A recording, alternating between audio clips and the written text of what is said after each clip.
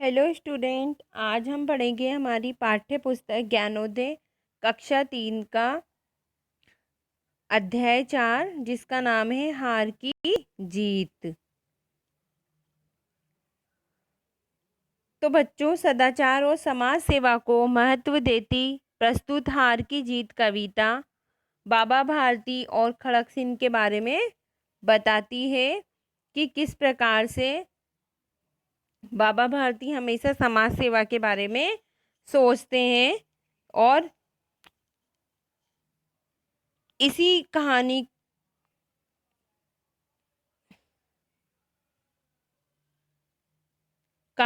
हार की जीत, इसमें बताया गया है कि हार हार की जीत किस प्रकार होती है, कि बाबा भारती किस प्रकार हारते हैं और उसके बाद में उनकी किस प्रकार से जीत होती है।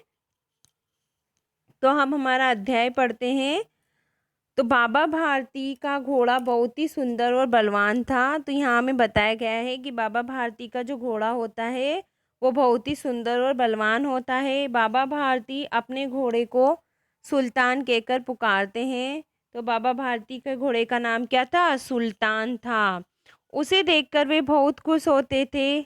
तो जब तक बाबा भारती सुल्तान पर बैठकर 8-10 मील का चक्कर नहीं लगाते थे, तब तक उन्हें चैन नहीं आता था। तो बच्चों, सभी के साथ यही होता है। सबके अपने अपने पालतू जानवर होते हैं और सभी क्या करते हैं, अपने पालतू जानवर से बहुत प्यार करते हैं।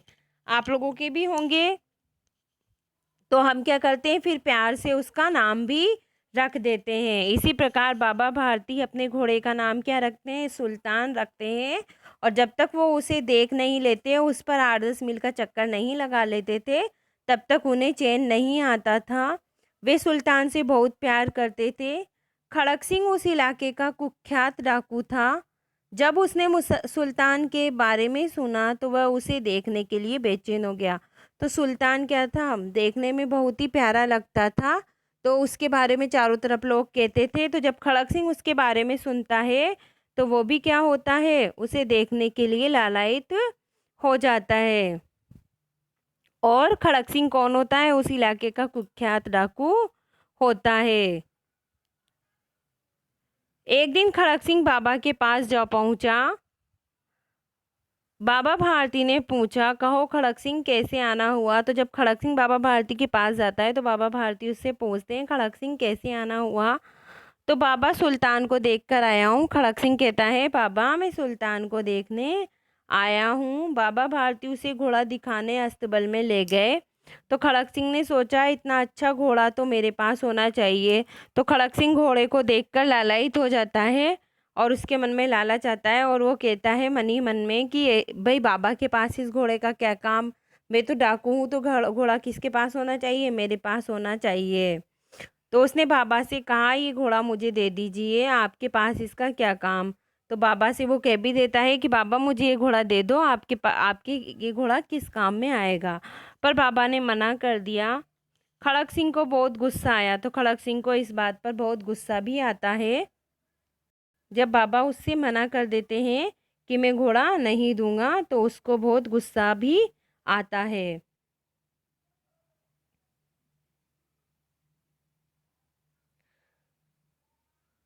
तो जाते जाते वह बाबा को धमकी दे गया कि वह घोड़ा उनके पास नहीं रहने देगा। बाबा बेचैन हो गए। तो खड़क सिंह जब जाता है तो जाते जाते वो बाबा भारती को धमकी दे देता है कि बाबा, ये घोड़ा अब आपके पास में नहीं रहेगा ज़्यादा दिन। तो बाबा क्या होते हैं, फिर बेचैन हो जाते हैं कि घोड़ा उनसे दूर हो जाएगा, क्योंकि वो घोड़े को बहुत प्यार करते थे। कई महीने बीत गए, खड़क सिंह नहीं आया। तो कई महीने बीत जाने के बाद भी खड़क सिंह नहीं आता है। तो बाबा का डर कुछ कम हो गया। एक दिन बाबा भारती घोड़े पर घूमने के लिए निकले। तो एक दिन बाबा भारती घोड़े पर क्या होते हैं, घूमने के लिए जाते हैं।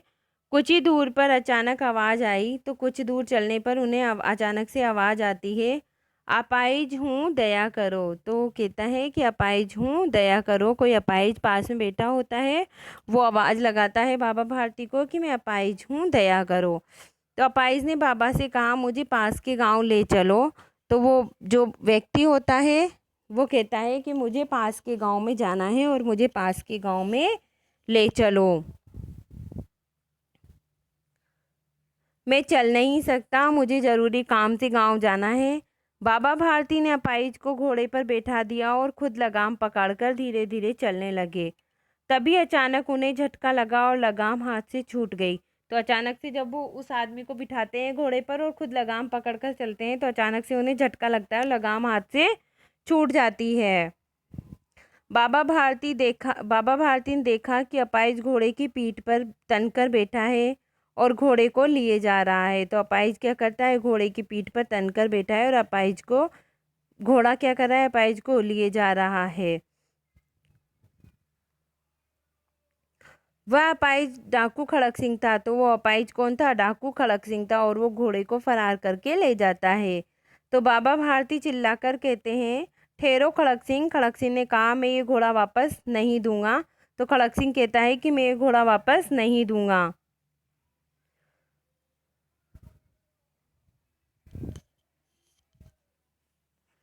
तो बाबा भारती कहते हैं, मुझे घोड़ा नहीं चाहिए, परंतु इस घटना के बारे में किसी को बताना मत, क्योंकि लोग इस घटना के बारे में सुनकर किसी गरीब अपाहिज पर विश्वास नहीं करेंगे। तो वो कहता है कि किसी गरीब अपाहिज पर फिर कोई विश्वास नहीं करेगा, नहीं किसी की मदद करेंगे। बाबा भारती की ये बात खड़क सिंह के दिल को छू गई। तो बाबा भारती की ये बात जो होती है वो खड़क सिंह के दिल पे छू जाती है और उसने सोचा कि उन्हें घोड़े की चिंता नहीं, गरीब अपाहिज की चिंता है। तो बाबा भारती चले गए, लेकिन खड़क सिंह के कानों में उनके शब्द गूंजते रहे। वह परेशान हो उठा कि ऐसे उच्च विचारों वाले व्यक्ति को उसने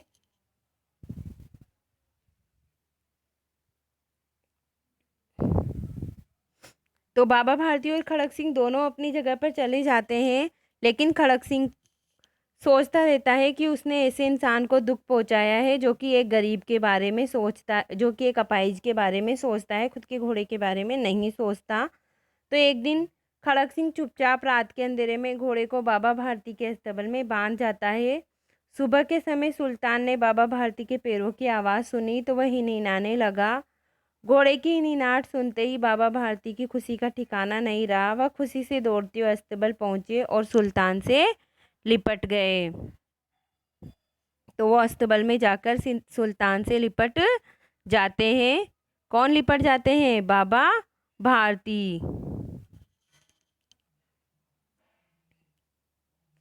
तो यहाँ पर कुछ शब्दार्थ हैं। बलवान इसका अर्थ होगा ताकतवर, इलाका इसका अर्थ होगा क्षेत्र, अस्तबल घोड़े के रहने का स्थान होता है, अपाहिज होता है जिसका एक अंग न हो, विकलांग हो, कुख्यात होता है बदनाम, हिनहिनाना होता है घोड़े की आवाज़। तो बच्चों, सदाचार और समाज सेवा को महत्व देती ये कहानी हमें हार की जीत कथानक प्रस्तुत करती है। डाकू खड़क सिंह और सुल्तान के इर्द गिर्द घूमती है ये कहानी। बाबा भारती अत्यंत सहृदय एवं समाज सेवी व्यक्ति होते हैं। उन्होंने अपने लिए एक बहुत ही सुंदर घोड़ा खरीद रखा था जिसे देखकर वे अत्यंत खुश होते थे। उस घोड़े को वे प्यार से सुल्तान कहते थे और उसी क्षेत्र में एक कुख्यात डाकू खड़क सिंह रहता था जो सुल्तान की चर्चा से आहत था। अतः एक दिन वह सुल्तान को देखने बाबा भारती की कुटिया में पहुंच गया। तो हमने इस अध्याय में पढ़ा कि बाबा भारती ने उसका स्वागत किया और उसने आने का प्रयोजन पूछा। तो बच्चों, डाकू ने अपने आने का कारण सुल्तान को देखना बताया। ये सुनकर बाबा अत्यंत प्रसन्न हुए और उन्होंने अपना घोड़ा उसे अत्यंत प्रसन्नता से दिखाया। घोड़ा देखकर डाकू ने बाबा से वह घोड़ा मांगा। तो बच्चों, बाबा क्या करते हैं, घोड़ा उसे देने से मना कर देते हैं। डाकू बाबा को धमकी देकर चला जाता है। बहुत दिन बीत जाने पर डाकू नहीं आया। फिर एक दिन बाबा अपने घोड़े पर घूमने निकल गए। तो इतने दिनों से क्या होते थे, बाबा घोड़े पर जाना बंद कर दिया। जब से उन्होंने डाकू की धमकी के बारे में सुना था, तब से उन्होंने घूमना जाना बंद कर दिया। फिर एक दिन वो घूमने जाते हैं तो रास्ते में उन्हें एक अपाहिज की आवाज़ आती है जो दया की भीख मांग रहा था। बाबा ने अपाहिज को अपने घोड़े पर बिठा लिया। तभी अचानक एक झटका लगा और लगाम बाबा के हाथ से छूट गई। वह अपाहिज और कोई नहीं, डाकू खड़क सिंह था। बाबा भारती ने चिल्लाकर कहा, खड़क सिंह, तुम घोड़ा ले जाओ, परंतु इस घटना के बारे में किसी को बताना नहीं, क्योंकि इसे सुनकर लोग गरीब अपाहिजों पर विश्वास करना छोड़ देंगे। तो बाबा भारती की बात सुनकर डाकू खड़क सिंह की आंखें खुल गई और वे उसी रात बाबा भारती का घोड़ा वापस उनके अस्तबल में बांध आया। तो इस प्रकार हमें इस कहानी का हार की जीत होने का पता चलता है कि किस प्रकार बाबा भारती हार कर भी जीत गए और खड़क सिंह भी हार करके किस प्रकार जीत गया। तो इस कहानी से हमें देश सेवा करने और सेवा भावना का विकास कर किसी के साथ विश्वासघात नहीं करने की प्रेरणा मिलती है।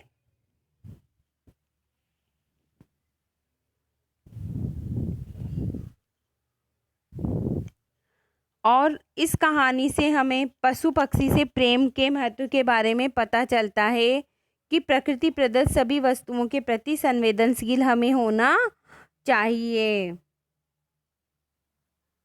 और हमें खड़क सिंह की तरह धोखा किसी को नहीं देना चाहिए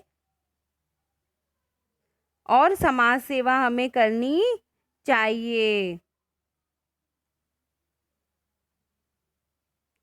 और इस कहानी में हमें ये भी बताया गया है कि जब हम सच्चे भाव से कुछ कहते हैं या सोचते हैं तो खूंखार डाकू ही क्यों ना हो, खड़क सिंह जैसा, तो उसके हृदय में परिवर्तन जरूर होता है। तो बाबा भारती का व्यवहार खड़क सिंह के मन में परिवर्तन कर देता है और उसके विचारों को बदल देता है। मजबूरों और अपाहिजों एवं गरीबों की सेवा भाव की खुले मन से हमें क्या करनी चाहिए, मदद करनी चाहिए। तो आज की कहानी हम यहीं फिनिश करते हैं। Bye student.